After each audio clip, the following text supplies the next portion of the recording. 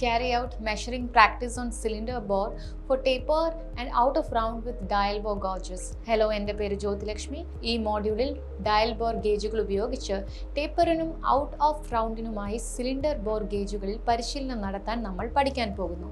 Power balance test, compression test തുടങ്ങിയ engine performance തിരിച്ചറിയാൻ periodic സർവീസിനിടയിൽ technician വിവിധ പരിശോധനകൾ നടത്തുന്നു.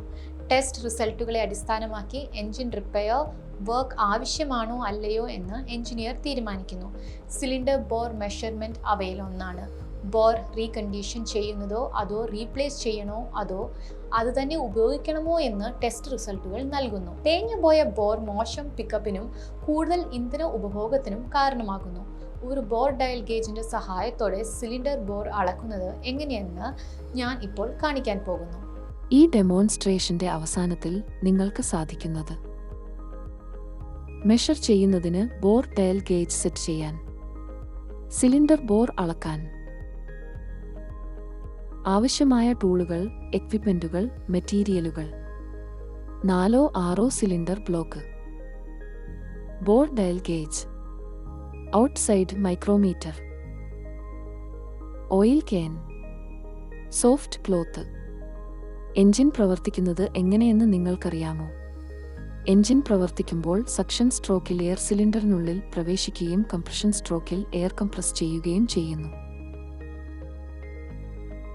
അവസാനം ഡീസൽ ഇൻജെക്റ്റ് ചെയ്യുകയും കമ്പസ്റ്റൻ നടത്തുകയും ചെയ്യുന്നു. അതിനാൽ പിസ്റ്റണിന്റെ താഴോട്ടുള്ള ചലനത്തെ പവർ സ്ട്രോക്ക് എന്ന് വിളിക്കുന്നു. ഒടുവിൽ കത്തിച്ച വാതകങ്ങൾ അന്തരീക്ഷത്തിലേക്ക് ഉയരുന്നു. ഇവിടെ എഞ്ചിൻ ഒരു സൈക്കിളിൽ 4 സ്ട്രോക്കുകൾ പൂർത്തിയാക്കുന്നു.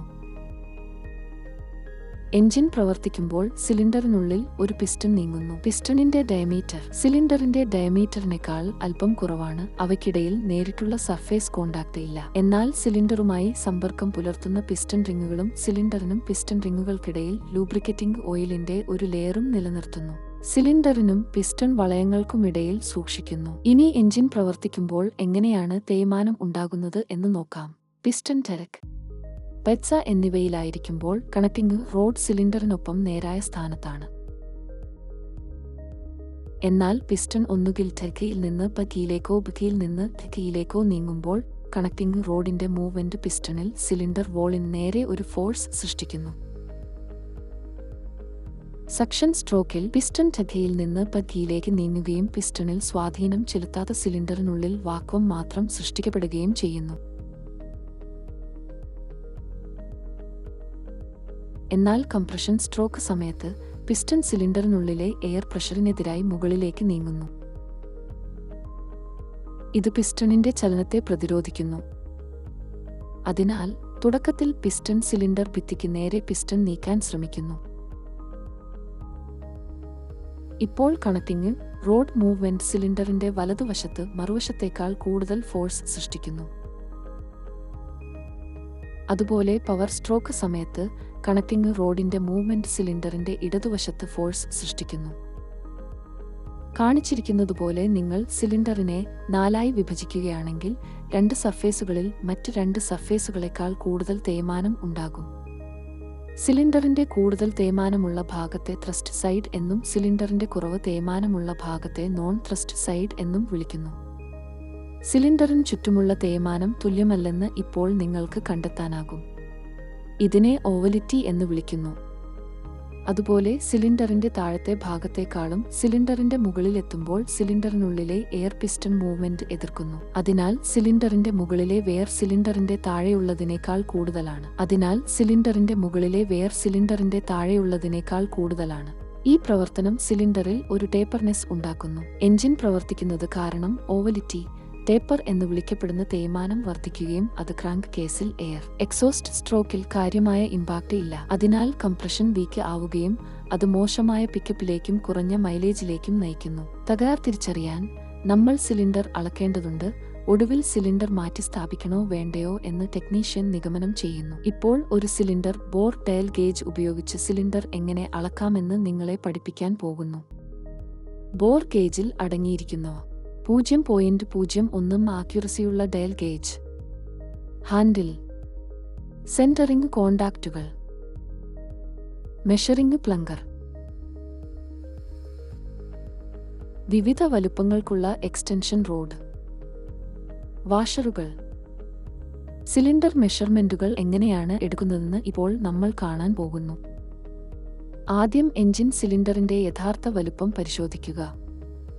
എഞ്ചിന്റെ സർവീസ് മാനുവലിന്റെ ടെക്നിക്കൽ സ്പെസിഫിക്കേഷനുകൾ പരിശോധിക്കുക.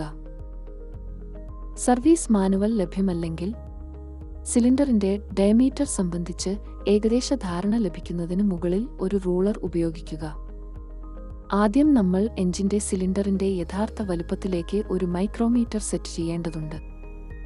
മൈക്രോമീറ്റർ ഒരു വയസ്സിലേക്ക് ടൈറ്റായി ക്ലാമ്പ് ചെയ്യുക. എക്സ്റ്റൻഷൻ റോഡിന്റെ ശരിയായ വലുപ്പം തിരഞ്ഞെടുത്ത് ബോർ ഗേജിന്റെ മെഷറിംഗ് ഫേസിൽ സെറ്റ് ചെയ്യുക. മൈക്രോമീറ്ററിൽ നിങ്ങളുടെ എഞ്ചിന്റെ സിലിണ്ടർ സൈസ് റിഫ്ലക്ട് ചെയ്യുന്നതിന് സ്പിൻഡിൽ സെറ്റ് ചെയ്ത ശേഷം ടൂളിന്റെ കർവ് ഫ്രെയിം ടേബിൾ വൈസ് ജോകൾക്കിടയിൽ വയ്ക്കുക. മൈക്രോമീറ്റർ നിശ്ചലമായി പിടിക്കാൻ വേണ്ടത്ര വൈസ് മുറുക്കുക. നിങ്ങളുടെ ഡയൽ ബോർ ഗേജ് ഉപയോഗിച്ച് നിങ്ങൾ എടുക്കുന്ന അളവുകൾ ട്രാൻസ്ഫർ ചെയ്യാൻ നിങ്ങൾ മൈക്രോമീറ്റർ ഉപയോഗിക്കും. സിലിണ്ടറിന്റെ വലുപ്പവുമായി മാച്ച് ചെയ്യുന്ന ഹെഡ് ഉള്ള ഒരു ഡയൽ ബോർ ഗേജ് ഫിറ്റ് ചെയ്യുക.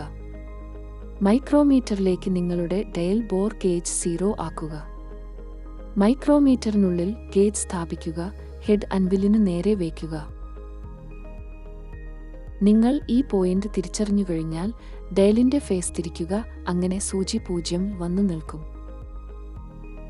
നിങ്ങൾ അളവുകൾ എടുക്കുമ്പോൾ താൽക്കാലികമായി നിർത്തി രേഖപ്പെടുത്താൻ തയ്യാറാകുക.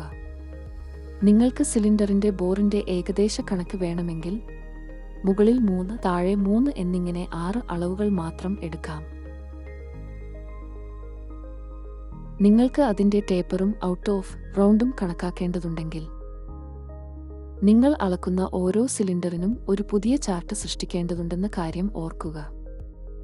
ബ്ലോക്കിലെ ആദ്യത്തെ സിലിണ്ടറിലേക്ക് ഡയൽ ബോർ ഗേജ് ചേർക്കുക. ഇൻസ്ട്രുമെന്റ് അറേഞ്ച് ചെയ്യുക. അങ്ങനെ ഹെഡ് നേരെയായി സിലിണ്ടറിന് കുറുകെ മുന്നിൽ നിന്ന് പിന്നിലേക്ക് എന്ന രീതിയിൽ സിലിണ്ടർ ബ്ലോക്കിനൊപ്പം നായി. അത് 1.3 മുതൽ 2.5 സെന്റിമീറ്റർ ഉയരത്തിൽ ഇരിക്കുന്നതുവരെ ഓപ്പണിംഗിലേക്ക് താഴ്ത്തുക.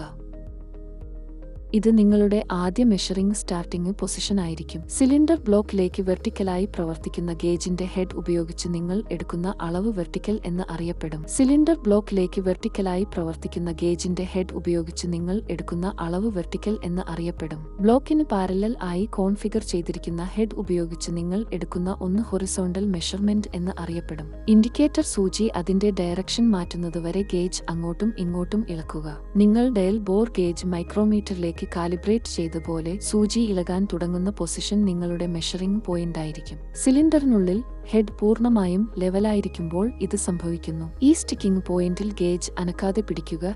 ഡയലിൽ ഇൻഡിക്കേറ്റർ സൂചി സ്ഥാനം മാറുന്നത് എവിടെയാണെന്ന് രേഖപ്പെടുത്തുക. സൂചി 0ന്റെ ഇടതുവശത്ത് എവിടെയെങ്കിലും നിർത്തുകയാണെങ്കിൽ അളവ് നെഗറ്റീവ് റേഞ്ചിലാണ്. അതായത് സിലിണ്ടറിന്റെ ബോർ അതിന്റെ ക്ലിയറൻസ് സ്പെസിഫിക്കേഷനേക്കാൾ വലുതാണ്. ഒരു സിലിണ്ടറിനും അതിന്റെ ലിസ്റ്റ് ചെയ്ത അളവുകളേക്കാൾ ചെറിയ ഡയമീറ്റർ ഉണ്ടാകരുത്.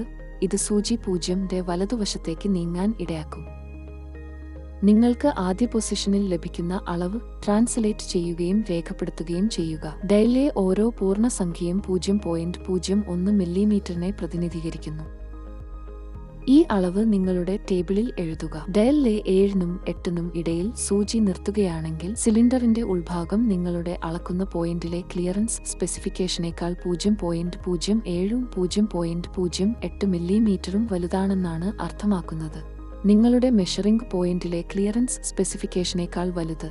ഗേജിന്റെ ഹെഡ് 90 ഡിഗ്രി തിരിക്കുക. രണ്ടാം തവണ അളക്കുക. 2.5 സെന്റിമീറ്റർ വർധനവിൽ ഗേജ് അളക്കുന്നതും താഴ്ത്തുന്നതും തുടരുക. ഈ സിലിണ്ടറിന്റെ മൊത്തത്തിലുള്ള ബോർ നിങ്ങൾ കണ്ടെത്തുമ്പോൾ നിങ്ങളുടെ ഗേജ് അടുത്തതിലേക്ക് നീക്കി പ്രോസസ് ആവർത്തിക്കുക. നിങ്ങൾ അളക്കാൻ ആഗ്രഹിക്കുന്ന ഓരോ സിലിണ്ടറിനും ഇത് ചെയ്യുക. നിങ്ങൾ പൂർത്തിയാകുമ്പോഴേക്കും ഓരോ സിലിണ്ടറിന്റെയും ഉള്ളിൽ വീതിയിൽ നിരവധി ചെറിയ വ്യതിയാനങ്ങൾ നിങ്ങൾക്ക് കാണാൻ കഴിയും. ഇത് എന്താണ് ചെയ്യേണ്ടതെന്ന് തീരുമാനിക്കാൻ നിങ്ങളെ സഹായിക്കും. ഒരു സിലിണ്ടറിന്റെ ആന്തരിക ഉപരിതലത്തിന്റെ ഏതെങ്കിലും ഭാഗം മിനിമം കവിയുന്നുവെങ്കിൽ, അല്ലെങ്കിൽ പിസ്റ്റണിന് ശുപാർശ ചെയ്യുന്ന പരമാവധി ക്ലിയറൻസ്, നിങ്ങൾ അത് റീബോർ ചെയ്യേണ്ടതുണ്ട്. ഓവാലിറ്റിയുടെയും ടാപ്പറിന്റെയും ഹയർ റീഡിംഗിൽ നിന്ന് ലോവർ റീഡിംഗ് കുറയ്ക്കുന്നതിലൂടെ മേജർ ഡിഫറൻസ് ലഭിക്കുന്നു. ഡിഫറൻസ് 0.12 മില്ലിമീറ്ററിൽ കൂടുതലാണെങ്കിൽ സിലിണ്ടർ ലൈനറും പിസ്റ്റണും പുതിയത് ഉപയോഗിച്ച് റെക്കമെൻഡ് ചെയ്യുക, അല്ലെങ്കിൽ സിലിണ്ടർ ലൈനർ ഉപയോഗിച്ചിട്ടില്ലെങ്കിൽ അടുത്ത ഓവർസൈസ് റീബോറിനായി റെക്കമെൻഡ് ചെയ്യുക. ഇപ്പോൾ മിക്കവാറും എല്ലാ വാഹനങ്ങളും സിലിണ്ടർ ലൈനറുകളാണ് ഉപയോഗിക്കുന്നത്. താഴെ കാണിച്ചിരിക്കുന്ന ടേബിളിൽ അളന്ന എല്ലാ വാല്യൂകളും രേഖപ്പെടുത്തുക. ടാബുലേഷൻ. ലഭിച്ച വാല്യൂകളെ അടിസ്ഥാനമാക്കി മാക്സിമം ടേപ്പറും മാക്സിമം ഓവാലിറ്റിയും കണ്ടെത്തുക. ടാപ്പറിലും ഓവലിറ്റിയിലുമുള്ള മാക്സിമം വാല്യൂ കണ്ടെത്തുക. മാക്സിമം വാല്യൂ 0.12 മില്ലിമീറ്ററിൽ കൂടുതലാണെങ്കിൽ സിലിണ്ടർ ലൈനറും പിസ്റ്റണും പുതിയത് ഉപയോഗിച്ച് റീപ്ലേസ് ചെയ്യാൻ തീരുമാനിക്കുക. പരമ്പരാഗത വാഹനങ്ങളിൽ ചില മാനുഫാക്ചറർമാർ സിലിണ്ടർ ലൈനർ ഉപയോഗിക്കാത്തയിടത്തും സിലിണ്ടർ റീബോർ ചെയ്യുന്നതിനെ റെഫർ ചെയ്യുന്നു. അത്തരമൊരു സാഹചര്യത്തിൽ സിലിണ്ടറിലെ തേയ്മാനത്തിന്റെ മാക്സിമം വാല്യൂ കണ്ടെത്തി മാക്സിമം വാല്യൂവിനെ 2 കൊണ്ട് ഗുണിക്കുക. ഉദാഹരണത്തിന് മാക്സിമം വെയർ 0.08 മില്ലിമീറ്റർ ആണെങ്കിൽ ഈ വാല്യൂവിനെ 2 കൊണ്ട് ഗുണിക്കുക. ഉത്തരം 0.16 മില്ലിമീറ്റർ ആയിരിക്കും. മറ്റൊരു സാഹചര്യത്തിൽ മാക്സിമം വെയർ 0.14 മില്ലിമീറ്റർ ആണ്. തുടർന്ന് ഈ വാല്യൂവിനെ 2 കൊണ്ട് ഗുണിക്കുക. ഉത്തരം 0.28 മില്ലിമീറ്റർ ആണ്. സാധാരണയായി 0.25 മില്ലിമീറ്റർ ആണ് ആദ്യം റീബോർ ചെയ്യുന്ന സൈസ്. 0.50 മില്ലിമീറ്റർ ആണ് രണ്ടാമത് റീബോർ ചെയ്ത സൈസ്. മൂന്നാമത് റീബോർ ചെയ്ത സൈസ് 0.75 മില്ലിമീറ്റർ ആണ്. നാലാമത് റീബോർ ചെയ്ത സൈസ് 1.00 മില്ലിമീറ്റർ ആണ്.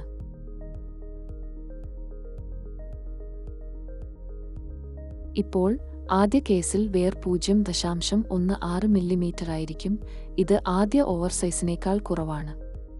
അതിനാൽ ആദ്യം ഓവർസൈസ് റെക്കമെൻഡ് ചെയ്യുക, അതായത് 0.25 മില്ലിമീറ്റർ ആണ്. രണ്ടാമത്തെ കേസിൽ വെയർ 0.28 മില്ലിമീറ്റർ ആയിരിക്കും. ഇത് ആദ്യ ഓവർസൈസിനേക്കാൾ കൂടുതലാണ്. അതിനാൽ രണ്ടാമത്തെ ഓവർസൈസ് റെക്കമെൻഡ് ചെയ്യുക, അതായത് 0.50 മില്ലിമീറ്റർ ആണ്. പക്ഷേ വാഹനങ്ങൾ സിലിണ്ടർ ലൈനറുകൾ ഉപയോഗിക്കുന്നു, കൂടാതെ പുതിയ സ്റ്റാൻഡേർഡ് സൈസ് ഉപയോഗിച്ച് ലൈനർ റീപ്ലേസ് ചെയ്യാനും റെക്കമെൻഡ് ചെയ്യുന്നു. അങ്ങനെ ടേപ്പറിനും വാലിറ്റിക്കുമായി സിലിണ്ടർ ബോർ അളക്കാൻ നമ്മൾ പഠിച്ചു. ഇക്കാര്യത്തിൽ താങ്കൾക്ക് വ്യക്തതയുണ്ടെന്ന് കരുതുന്നു. നിങ്ങളുടെ പരിശീലന്റെ സഹായത്തോടെ ഈ എക്സസൈസ് പരിശീലിക്കുക. നന്ദി.